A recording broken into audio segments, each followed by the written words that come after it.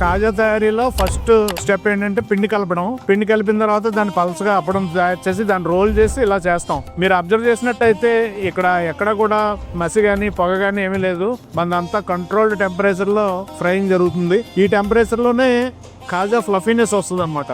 Fluffiness వచ్చి పైకి తేలుతుంది కాజా. మోర్ దెన్ 140 degrees టెంపరేచర్ వరకు ఇక్కడ వచ్చింది. దీన్ని ఇమీడియట్ గా 170-180 degrees టెంపరేచర్ లోకి మనం షిఫ్ట్ చేస్తున్నాం.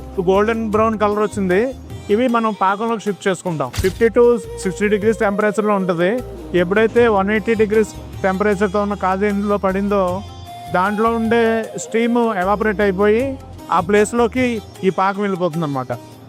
నెక్స్ట్ ప్రాసెస్ ఏంటంటే దీన్ని చల్లారి పెట్టి దీనిపైన మళ్ళీ ఒక కోటింగ్ ఇస్తాం, పంచదార పాకం కోటింగ్. ఉత్తరం కాజాకి మిగతా కాజాలకి డిఫరెన్స్ ఇదే.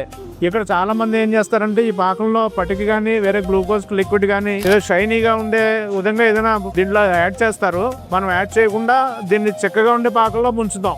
ముంచడం వల్ల ఏంటంటే తాపేశ్వరం కాజా డ్రై అయిపోయినట్టుగానే కనపడుద్ది, పైకి ఎప్పుడు షైనీగా కనిపించదు.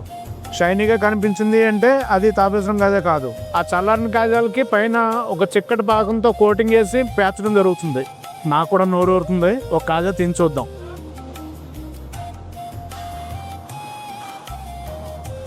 మనకి స్వాతంత్రం రావడానికి ముందే మా నాన్నగారు ఈ కాజాను తయారు చేయడం, ఈ కాజా అంతర్మానంలో పొందడం, ఆయన బిడ్డగా జన్మించడం నా అదృష్టం. 1920 దశకంలో ఆయన తయారు చేసిన కాజా నేటికి రారాజుగా నిలబడుతుందంటే కేవలం నువ్వేదో దీన్ని గొప్పగా తయారు చేస్తున్నావు కాదు, ఈ ప్రొడక్ట్ తాలూకు గొప్పతనం ఎంత.